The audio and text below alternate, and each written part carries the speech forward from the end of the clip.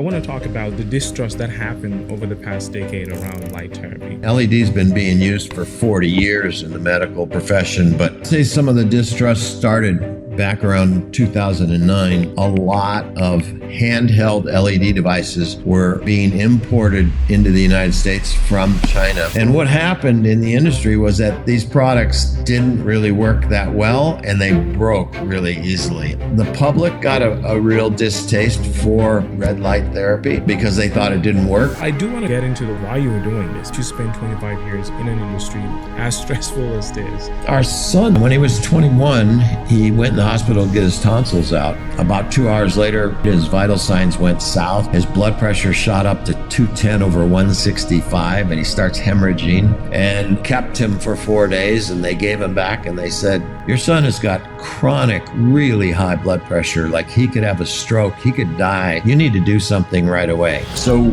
we should build a full body and use wavelengths that we know the mitochondria of the cell will absorb and convert to ATP. So maybe then we give you a full tank of gas in all your cells in your body, and maybe then some of the stuff will start working. Steve, thank you so much for being on the Forum Nexus Podcast.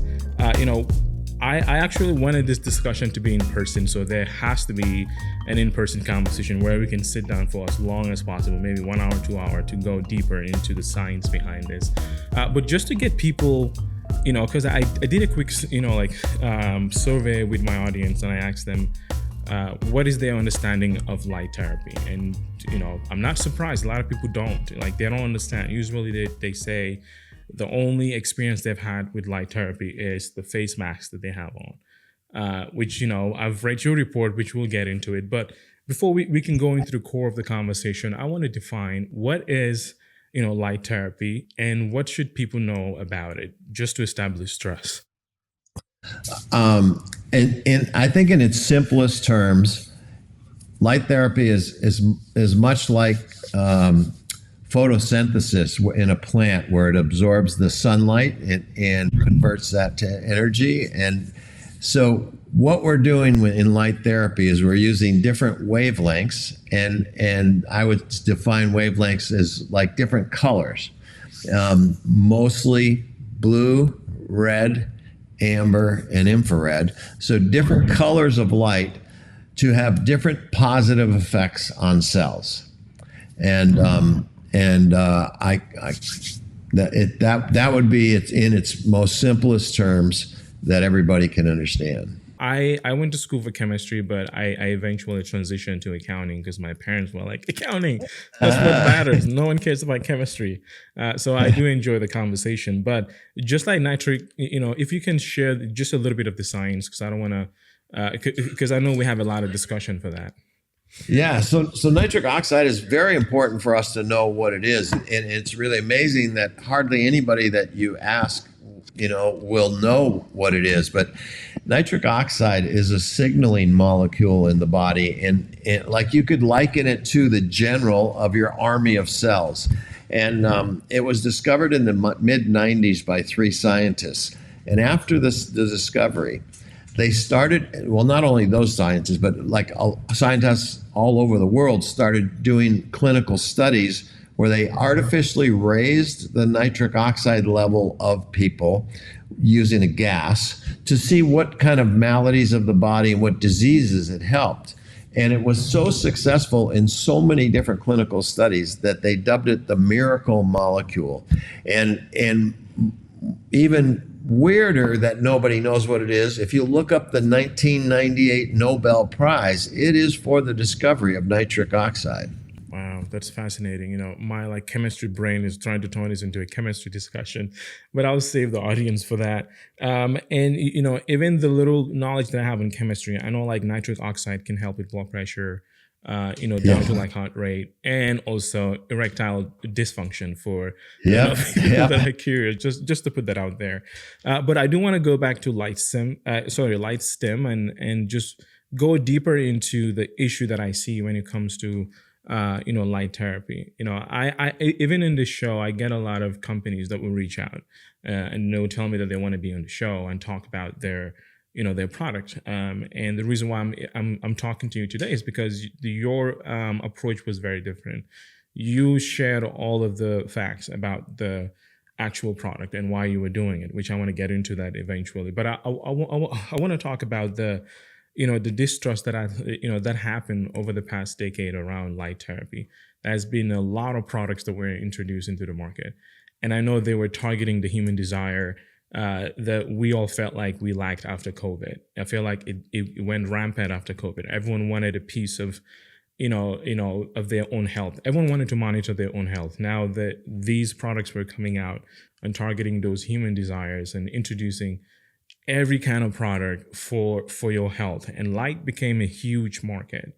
I don't even know how big the market is. If you know, you can share that. But I do want to also talk about, just the distrust, and why is it that you guys have been around for 25 years?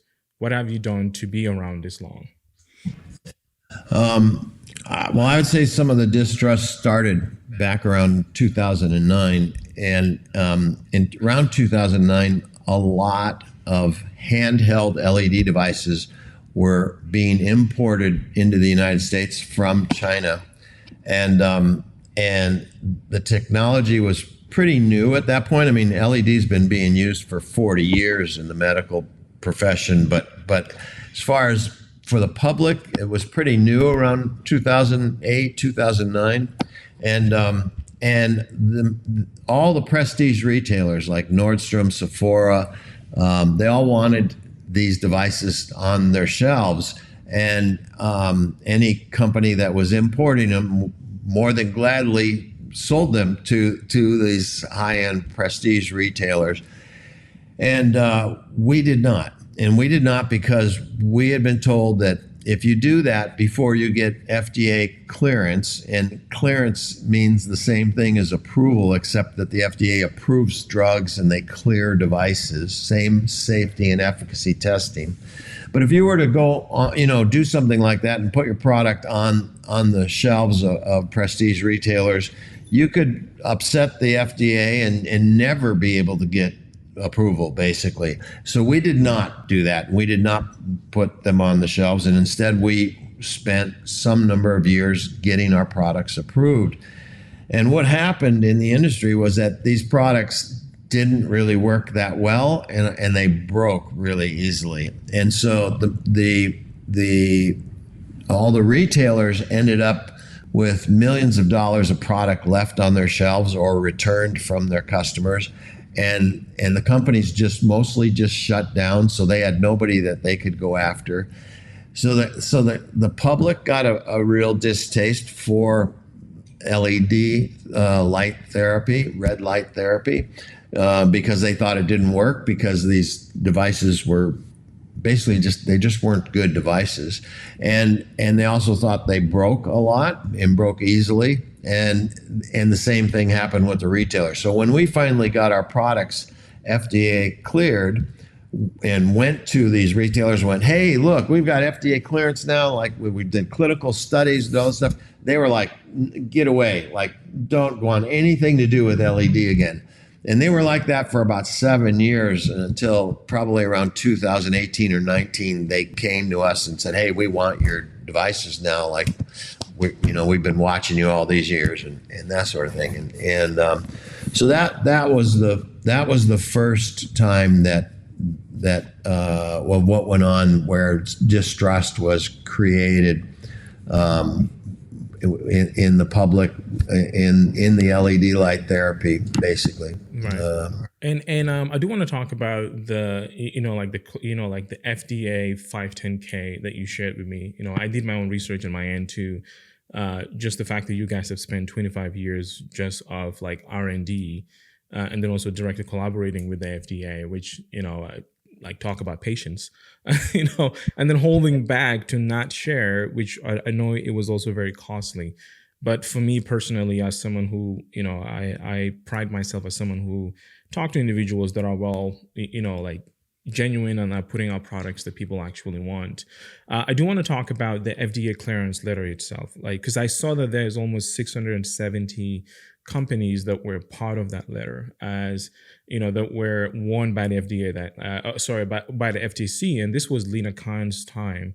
That was the most strict FTC, office that has ever been put together. They were very, like strict on making sure that companies are following, the rules and the laws around just health and wellness, because frankly, people were abusing the crap out of it. So I want to talk about the letter itself, because companies like Google, Amazon, Goop, these are major companies that were a part of that letter. What did you guys do within that 7 years of everyone saying no?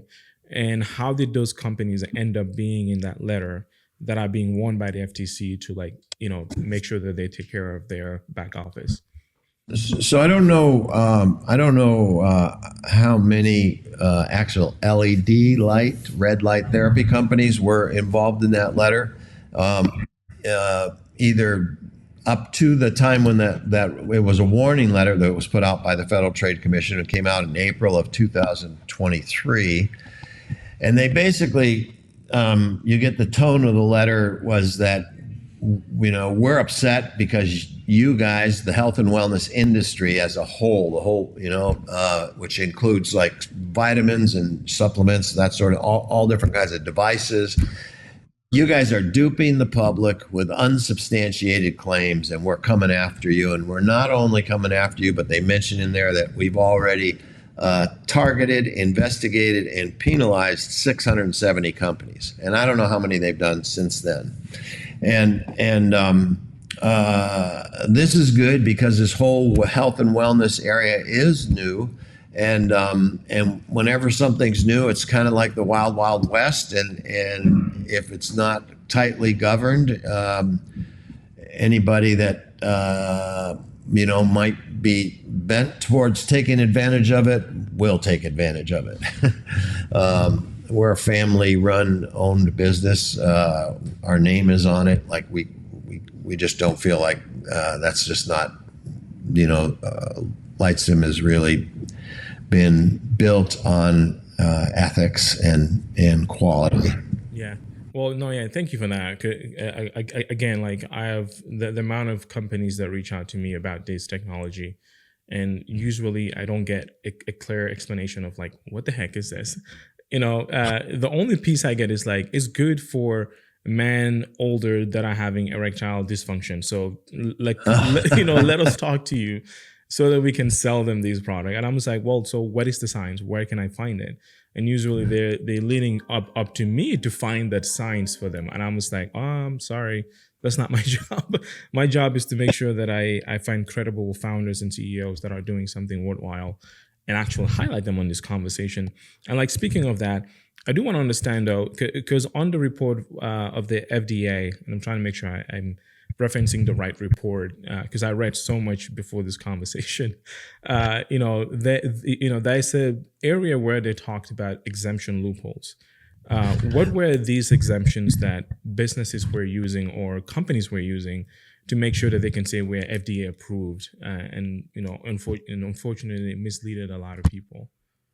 So around January of 2020, the FDA put out an exemption, and I'm going to say that man is basically good, and they're not all criminals, and so that I'm going to say that nobody read it, and as that is given everybody the benefit of the doubt. Nobody read it, and everybody just thought that you could just put an LED device on the market and it was now exempt. You didn't need a 510K FDA clearance, which is clinical studies and all kinds of things and lots of money. You just had to, be careful on what kind of claims you started making. And even we thought that, although we didn't take advantage of the exemption, we still were putting all of our products through the FDA.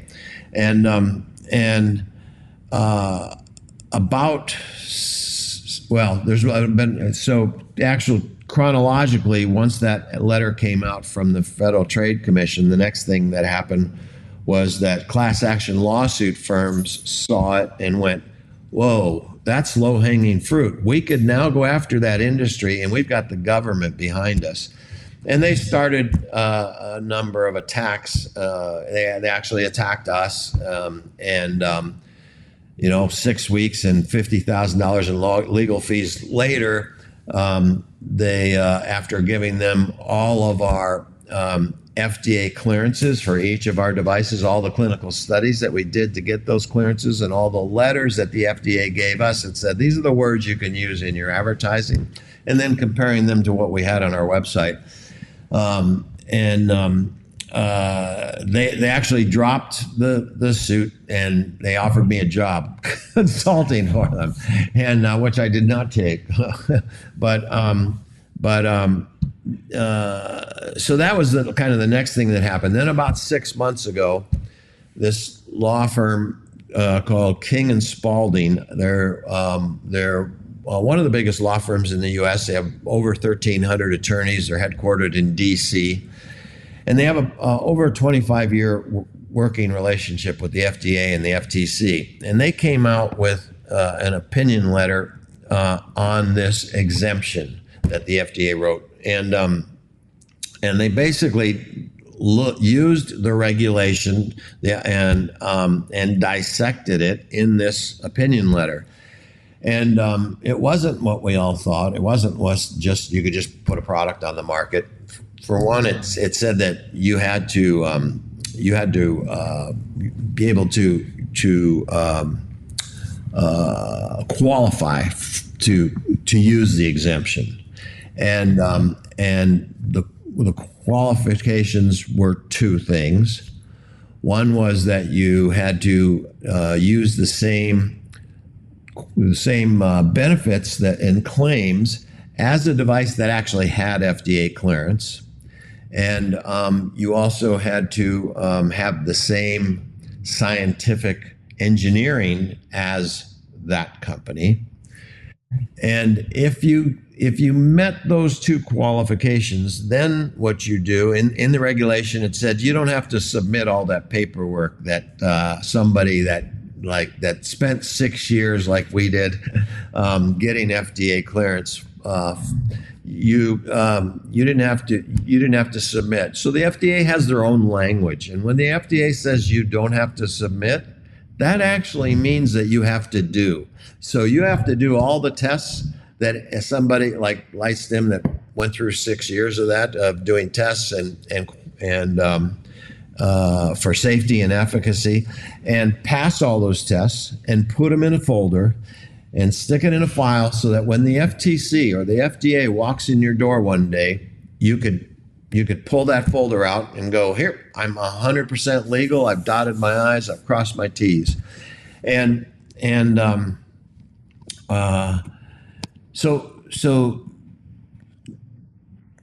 the problem in all of that is that when you come to full body devices, and that could be, and full body doesn't just mean when a manufacturer is saying this is for your whole body.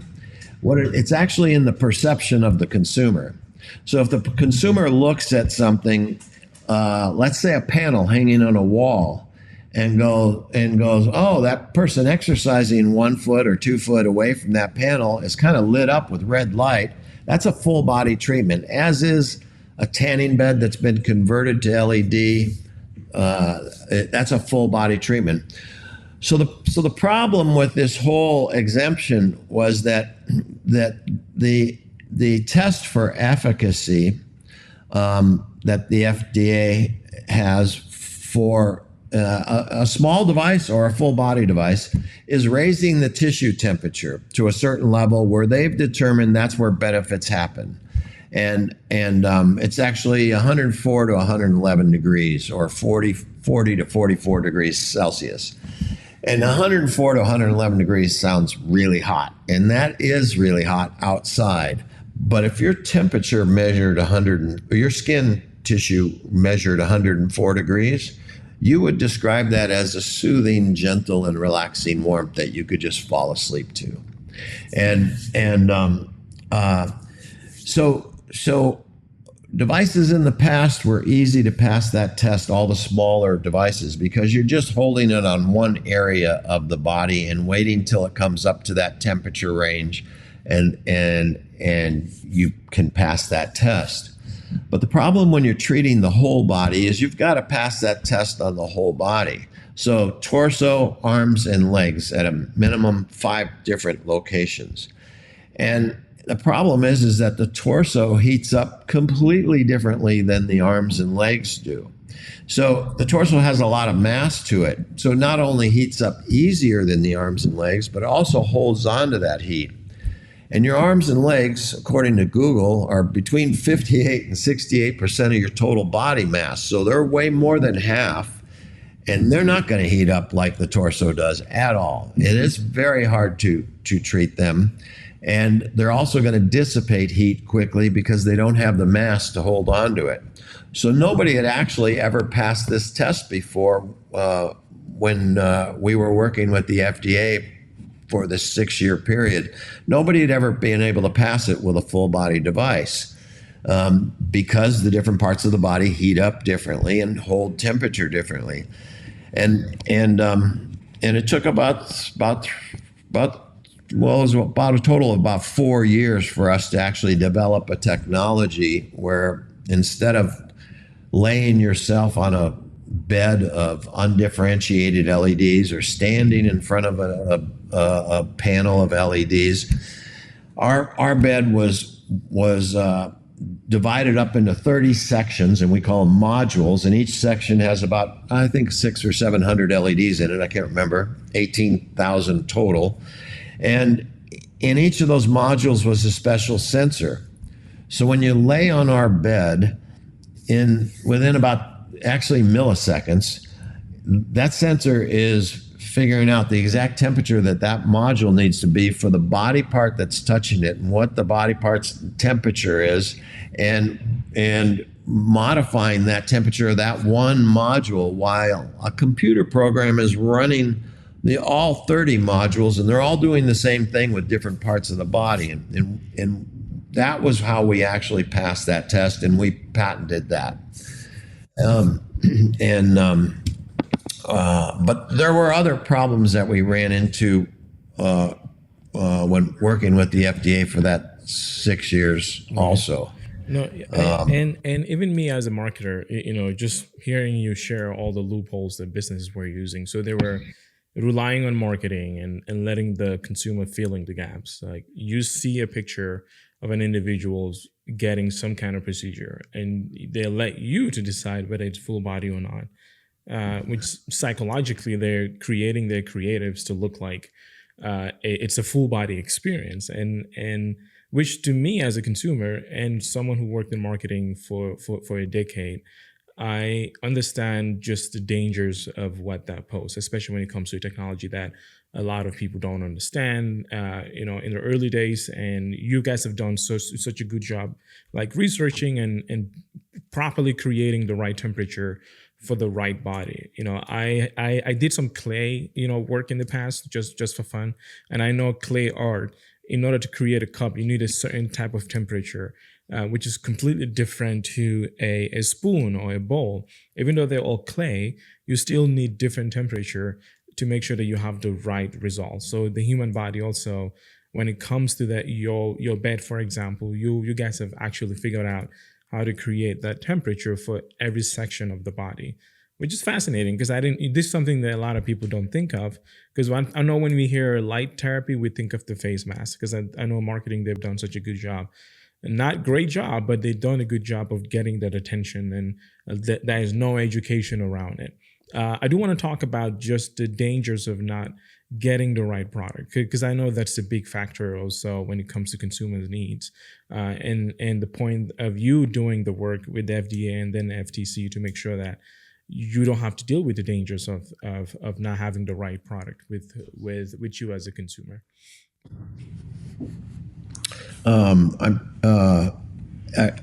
would say that there's a lot of safety testing that goes on when you're working with the FDA, and like EMF testing, for example. EMF is the easiest way to explain that is most people have heard that people who live in a house under high tension wires, like sometimes they get cancer. And this is this basically dirty electronics. It has a negative effect on the body.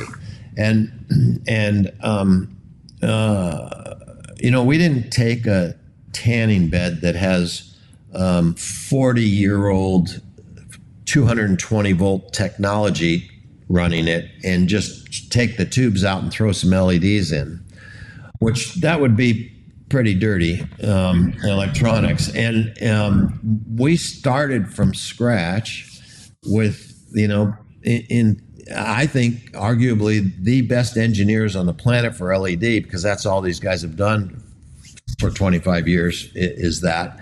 And they designed a brand new LED bed with all state of the art at the time components. And still, even doing that, we had to pass these tests for efficacy, for safety for the FDA. We had to go back to the lab, the FDA designated lab, and be retested 30 times and spent $1 million passing that test for EMF. And so it's things like that the public just wouldn't think about. When they're either buying one of these devices or where they're using it at their gym or their spa or that sort of thing, and a lot of the spas might think, oh, well, it's got a top and a bottom in this, and so we can do it faster that way, and we could turn more people through and make more money, and so they'll. But the problem is they don't like our device was actually so effective that the FDA approved it for just 5 minutes. Nobody's got that little of a treatment time. But I wouldn't recommend a 5-minute treatment, because I would recommend a total of a 20 to 40-minute treatment because of the things that are beneficial if you do stay on it that long. Right. Wow. That's fascinating, because I was doing some like research, and I saw that a lot of people try it between someone says up to 45 minutes is what works for them, and someone also said between 20 to 25 minutes works for them. And I know this has everything to do with how active they are as an individual. As a former athlete myself, I'm so out of shape right now, so I think I'll probably need 2 hours just to get my all the gas activated in my body to actually let it work. But I do want to go get into the why you were doing this, because this sounds like a very stressful industry.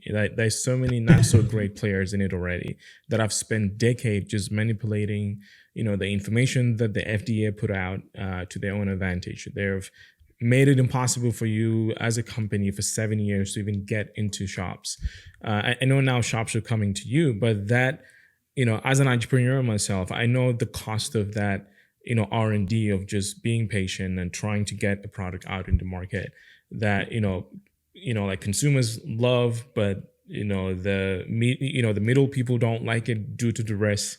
And you as the founder, that must be incredibly stressful and costly. So I want to know, why did you spend 25 years in an industry as stressful as this? And I'm smiling because I'm in the mental health space too. It's very stressful.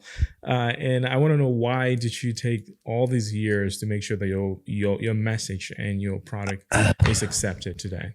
So anyway, our son started working with us when he was 17, and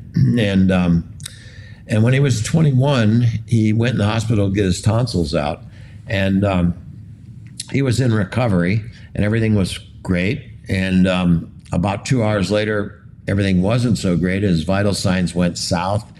His blood pressure shot up to 210/165, and he starts hemorrhaging. And they threw him back into surgery, another 4 hours, and then kept him for 4 days. And they gave him back, and they said, your son has got chronic, really high blood pressure. Like, he could have a stroke, he could die. You need to do something right away. And my wife and I are honestly, we're normally kind of alternative medicine minded first. But when somebody tells you that, your 21-year-old son, who was a picture of health, could actually have a stroke and die. We went straight to regular medicine. They put him on the drugs, which we knew could make him impotent. That is a side effect of these drugs. And the drugs only dropped at 3 points. And we went, okay, well, we're not doing drugs for 3 points. Like we've got a way bigger problem than 3 points here. And so we took him off the drugs, and then we started seeing some of the doctors that we had met over the years in the space. Then we went to anti-aging doctors. We went to integrative medicine doctors. We went to naturopaths.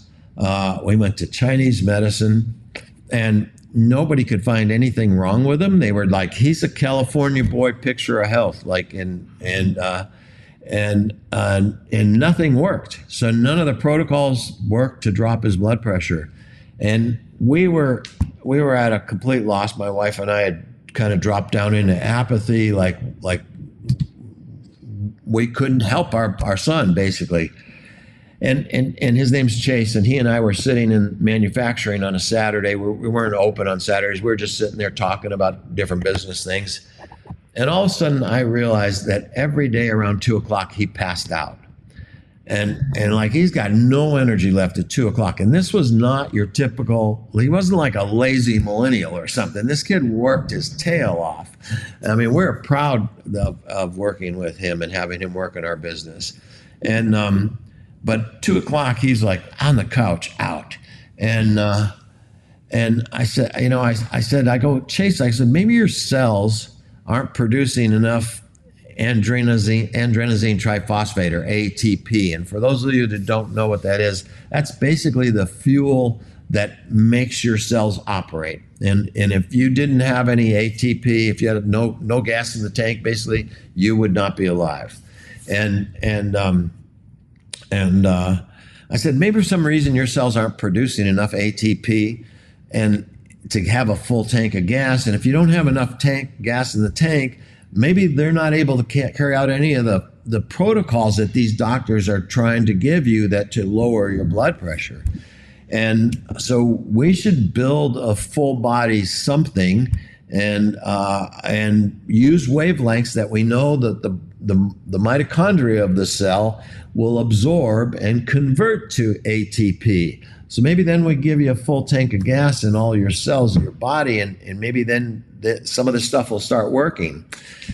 And I had said that the bed took 6 years to perfect, but in 60 days, he and an engineer and a welder, and I say a welder because we actually used, if you can imagine, 1/4-inch steel plate that's about 8 inches tall, and that wrapped the whole thing in a big rectangle and put a straight piece of glass on top of it. It looked like a white coffin with a piece of glass on it.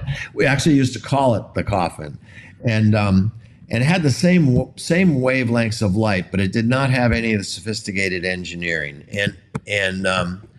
Anyway, he lays on it 3 days a week, and 2 months later, his blood pressure is 130/80.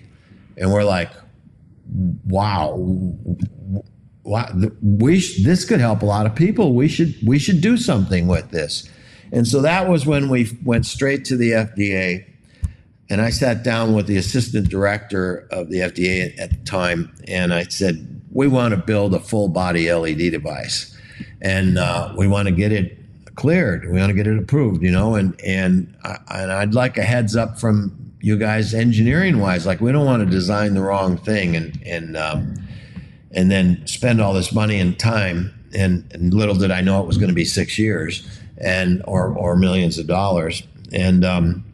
And he goes, Steve, I'm going to do you a big favor. He goes, don't bother developing an LED bed, and don't write the FDA a check, because you will never get it approved because they don't work.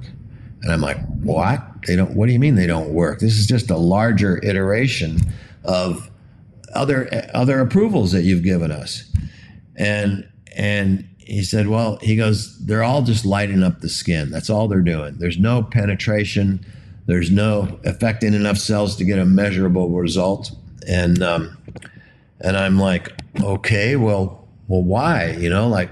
And my why kind of started that 6-year conversation back and forth with the FDA. And we learned three things basically that were preventing these full body devices from being effective. And as a manufacturer for all these years, I mean, we have a pretty deep knowledge of LED and particularly of engineering LED, and we know that light loses power exponentially as you leave the tip of the bulb. What we didn't know was that if you're further away than about 3/4 of an inch, there is no chance of LED getting any depth of penetration. It just loses its power too fast. It loses its intensity too fast, and it's just not going to happen. And if it was a laser, yes, absolutely, okay, but not LED. And so with that knowledge, the first devices we started making, because we made a lot of them during this 6-year period before we finally got FDA clearance and put it on the market. The first ones the first thing we did was we decided to make a one-sided bed that you flip on halfway through the treatment, and we made it so you're 1/4 inch off the tip of the LED bulb, and that, like, we thought like that we were over the biggest hump at that point, but we weren't. And the next models we started making, to like start testing them and stuff, we started using LEDs that were emitting light at about something like this, about 15 to 45 degrees or 50 degrees, not wider than that, because if you go wider than that, the LED loses its intensity and you weren't getting that depth of penetration. So I'm gonna tell you something about depth of penetration. Actually, that's a good education for people too. So what was the FDA's big deal about getting any penetration? Why was this important on a wellness device as opposed to an aesthetic device for the skin? Well, if you're just treating the skin, if you're not getting any penetration, and you're treating a 1 inch by 1 inch square area of the skin, you're treating about 19 million cells, and pretty much all of those cells, their sole job is the skin. But if you could go down in that 1 by 1 inch, if you go down like 3/4 of an inch to an inch, you're now treating not 19 million, you're treating 400 million to 600 million cells that have a big variety of jobs. Like, those are the guys for wellness that you want to put in good shape. And that was their big thing with penetration. And so we thought that we were going to get good penetration now by using this correct angle of light being emitted from the LEDs, but we didn't get any penetration at all. But because what we found actually was that when this, let's call it 45 degrees, hit that acrylic that you're laying on, it dispersed out to 180 degrees. And we're like, this was new to us, because we're actually the only company in the world whose handhelds and face panels didn't have an acrylic over them. And the only company in the world. And our handhelds, the FDA instructions actually say touch the LED bulbs to your skin. And so we started buying every device we could get our hands on the market. And we found that they all had this problem. And we went, well, that answers some more questions. So not only did we have the technology to run multiple wavelengths successfully, but because we didn't have an acrylic on, we were getting good penetration, and we were affecting a lot of cells positively. So this is another reason that this little family-owned business became what it was, from basically estheticians and doctors talking us up about the efficacy.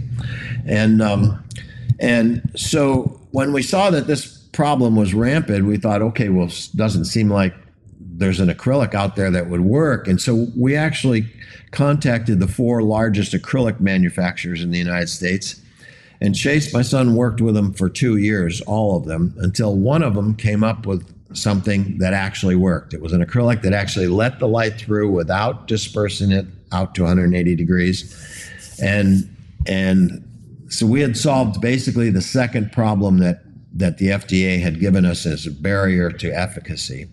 And the third one I kind of explained already was that being able to treat the different parts of the body, bring them up to that temperature zone, that we had patented that. And And that's kind of the road we've been on for the last 16 years. Well, good for you. Good for you. And I'm glad to hear that, your son is doing well now and like still like, not being a lazy millennial and still working, Yes. He's now our COO, and he runs the manufacturing, regulatory, and engineering. Yeah. So he kind of like helped you guys saw that this technology can actually be more than just what the trends have made it, the not just for your wrinkles, but you can actually take this further. And I'm sure you guys are still doing like more like research into it and trying to find more discoveries around just the technology. I love the curiosity aspect of the company in general, and just the learning element that you kind of exude as a leader, and just kind of learning yourself. But then thank you for sharing, the previous company that you mentioned, Baby Quasi. Is it Baby Quasar? They're no longer around. So you partnered with those inventors, and they came on board, and I'm sure you guys are still working together till today as well. But I do want to talk about just the concept itself. I know that. You've mentioned full body, and I know there's a difference today. We kind of touched on the full body concept, and I shared about the clay, how each product around clay needs a different product. And I want to go a little bit deeper into the clay art. Not the clay art, but the full body aspect of it. Because I saw that there's a bunch of athletes on your website from like Chris Paul, from Devin Booker, John Jones, whom I love, and then Saquon Barkley as well, that are all part of kind of like individuals that are using these full body solution when it comes to light therapy as athletes. That's a major partnership to have in general, which told me that they find value in it as athletes. So I want to talk about what exactly is the full body, actually spend a little bit more time dissecting what that means and what it looks like for someone to use it. So the benefits are completely different when you're treating the full body as opposed to an area, a small one, like a handheld 3 or 4 inch area, or even the panel for the face, which could be used on a body part also. I'd love to tell you a story about Saquon Barkley, who is one of the top running backs in the United States. I think we all saw him about 2 months ago flip over backwards over somebody that was coming at him. But 2 years ago, when he was playing for the Giants, he suffered a high ankle sprain, and they told him there was 9 games left in the season. They told him he was done for the season. Like, nobody comes back from a high ankle sprain quickly, and particularly a running back. He's got to be perfect. His leg's got to be perfect. And I flew him a bed to his house in New Jersey the next day after this happened, and I told him what the bed could do for him, and it was really interesting meeting him. He wasn't a real tall guy, but his thighs were like this big around. It's like his man. And anyway, he was on our bed for 3 to 4 hours a day. And instead of missing the last 9 games, walks back on the field 2 weeks later and sets a personal record of 206 yards. And that's the power of LED as far as for recovery. It can make all the difference in the world. Chris Paul had a similar story. John Jones also, he was a light heavyweight champion, MMA champion of the world. But it is a kind of going back to it is a big difference when you're treating the whole body, which means you're putting in better shape a whole bunch of cells in the body, and like, for example, and I'm going to talk about some benefits that the FDA has not approved LightStim for yet, but what they've approved us for on our LED bed is for muscle and joint pain, for arthritic pain and stiffness, and that's arthritis is based from inflammation, and infrared can reduce inflammation. And they also approved it for increased blood circulation, and that brings oxygen and nutrients to help heal. But the bed is doing or let's say LED can do, we're not going to say our bed is doing that. We're going to say LED can do a lot more things than that we certainly have not been approved for by the FDA yet, and we will not make claims like that. But it's important to know what, if you've got the proper device, what it can do, and what clinical studies have shown over the years that it can do. One of those things is it can release serotonin and dopamine. So if you can do that on kind of a wholesale level on the body, then you could have a big enough effect, like these clinical studies have shown, where somebody in a psychiatric center or somebody in a drug rehab center could start feeling better, and that depression might become less, according to these clinical studies, because of the huge release of so much of serotonin and dopamine. A handheld just right here is not going to release enough to be able to feel that, okay? But the whole body's a whole nother story. Or ATP, so the fuel source of our cells. Most people don't know. Matter of fact, I just learned this about a year ago now, that so ATP, or that gasoline for our cells, we actually produce between 8 and 10% less every decade we're alive after 20. So my parents that both died at 100 years old of no disease or anything, they say that's 8 decades, right? Past 20. So 8 decades times an average of 9% a decade is 72. So they only had 28% of a full tank of gas in their cells, which is not enough to run your whole body. So the cells just start misfiring and shutting down eventually. And that's one of the big reasons why when a disease isn't involved, like cancer or something like that, you don't see people still living much beyond 100 because they don't have much gasoline in their tank, basically. But when you're treating the whole body, you could and this has been shown in clinical studies, increase that ATP in your cells. And probably the biggest thing is what you brought up earlier was nitric oxide. So I had said that in 1998 they got the Nobel Prize for the discovery of nitric oxide. Well, they were doing all these studies back then once they had discovered it, and they were raising people's nitric oxide levels and seeing what kind of maladies of the body and diseases it helped. And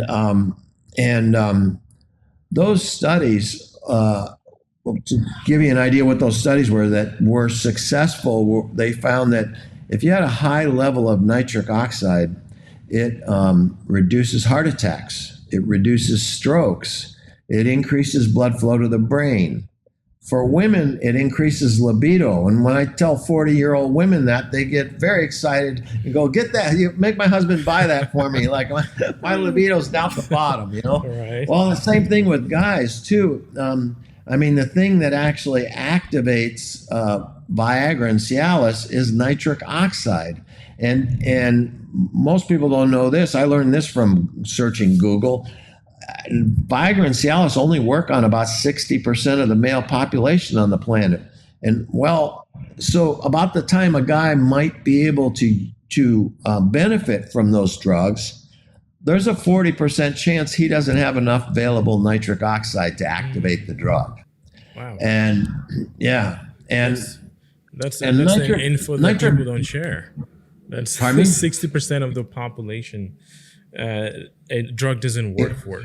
It works for 60%. It works for 60%. It doesn't work for 40%. Just like what? And nitric oxide, it's not because they're necessarily not producing nitric oxide as they age. It's more because a higher and higher percentage as you age, of that nitric oxide you produce becomes trapped.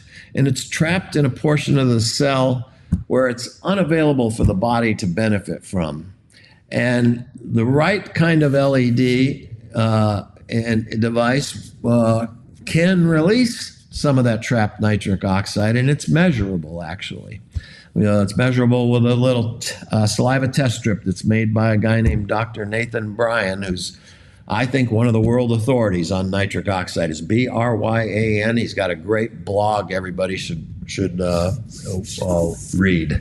Absolutely, yeah. He spent his life. I like appreciate like resources as people are sharing where they're getting information from. So I'll definitely make sure I link that down there. I mean, I can talk to you all day, but we've literally passed an hour. Okay. So far, you're the first guest on the virtual level where I've actually gone past an hour, and I still have so many questions. But I have one more question that I want to put in before before I let you go here.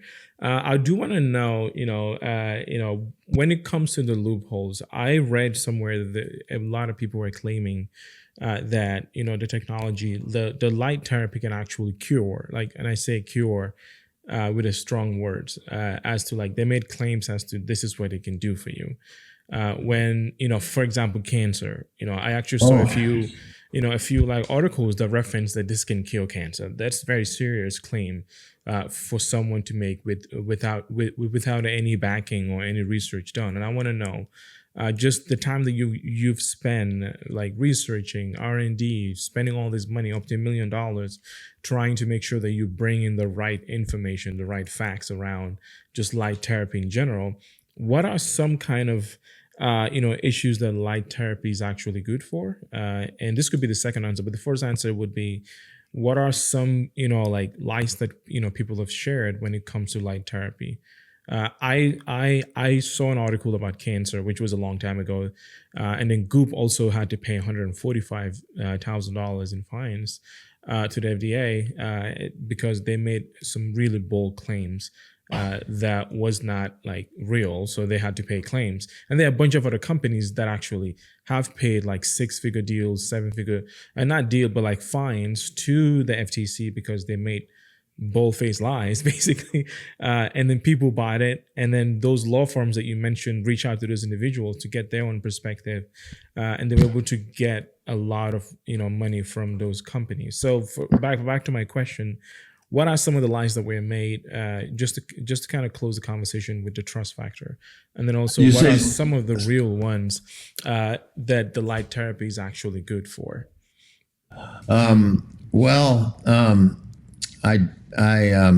I didn't. It's one of the things that I didn't state earlier that I really wanted to state was that that increased nitric oxide can lower high blood pressure, and that's what actually saved my son. It wasn't my idea of the ATP, and that's a huge thing. We actually did a study for the FDA for high blood pressure, and we lowered blood pressure like 2 to 4 times more than drugs. People that had really high systolic of 160 to 180 dropped 30 to 40 points in the first 3 treatments, and unheard of. And so it can work very well for that. We hope someday we're able to bring that device out. We think we have another year or so to work with the FDA on that. But the thing about saying that it could work on cancer, you're actually risking somebody's life by saying that, and it's really irresponsible to do that. It's a whole nother level. I mean, there's myths on the internet that we'll have to talk about someday, but one of them that I mentioned earlier to you today is that LED is going to increase testosterone, and there's no studies to back that up. But even if there were, and there's all different types of cancers too. So even if it was found that in a study that it helped one certain kind of cancer, I mean, there would have to be 20 studies or something before you could actually put your money on that and know that it actually did that. You can't just have one study on something that's that serious. And LED works very good on aesthetics for the face, and it does not work well for aesthetics from below the neck, okay? Because the same cells that produce collagen and elastin from the neck up, the fibroblast cells that are very efficient, they're like on vacation from here down. So don't expect your wrinkles skin above your knee or something to get better from doing like LED bed treatments, because it's not. And quality of your skin might get a little better though, but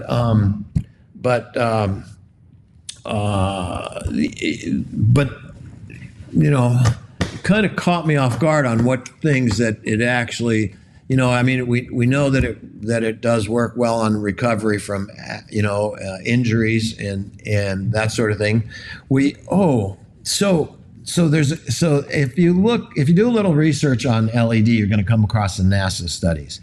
And the guy that did the NASA studies was a guy named Dr. Harry T. Wayland of Wisconsin Medical University, who in my mind went on to become the world authority because he's done 50 clinical studies plus on LED and medical things.